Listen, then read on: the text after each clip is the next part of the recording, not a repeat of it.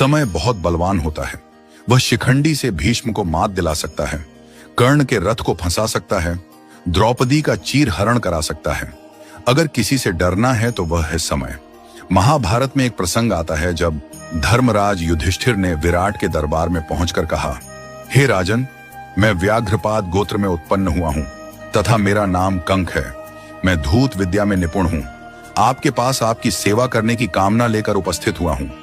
जुआ यानी वह खेल जिसमें धर्मराज अपना सर्वस्व हार बैठे थे, कंक बनकर वही खेल वह राजा विराट को सिखाने लगे।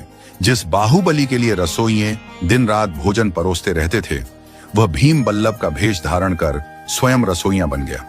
नकुल और सहदेव पशुओं की देखरेख करने लगे।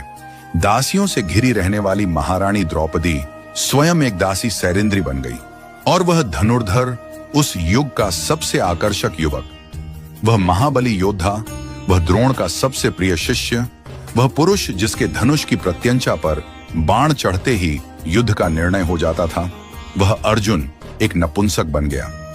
युधिष्ठिर राजा विराट का अपमान सहते रहे। पौरुष के प्रतीक अर्जुन एक नपुंसक सा व्यवहार करते रहे। नकुल और सहदेव पशुओं की देखरेख करते रहे। भीम रसोई में पकवान पकाते रहे और द्रौपदी एक दासी की तरह महारानी की सेवा करती रही। पांडवों के लिए वह अज्ञातवास नहीं था। अज्ञातवास का वह काल उनके लिए अपने परिवार के प्रति अपने समर्पण की पराकाष्ठा थी।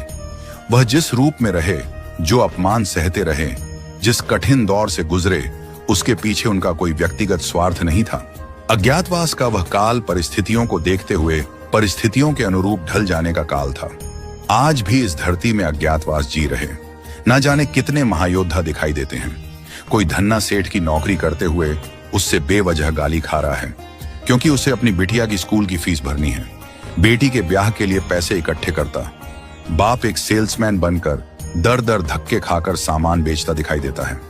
ऐसे असंख्य पुरुष निरंतर संघर्ष से हर दिन अपना सुख दुख छोड़कर अपने परिवार के अस्तित्व की लड़ाई लड़ रहे हैं।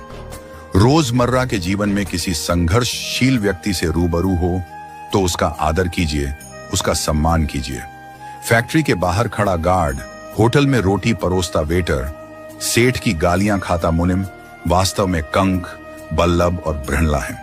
क्योंकि कोई भी अपनी मर्जी से संघर्ष या पीड़ा नहीं चुनता। वे सब यहां कर्म करते हैं। वे अज्ञातवास जी रहे हैं, परंतु वह अपमान के भागी नहीं है। वह प्रशंसा के पात्र हैं। यह उनकी हिम्मत है, उनकी ताकत है, उनका समर्पण है कि विपरीत परिस्थितियों में भी वह डटे हुए हैं। वह कमजोर नहीं हैं। उनके हालात कमजोर हैं, उनका वक्त कमजोर है। याद रहे कि अज्ञातवास के बाद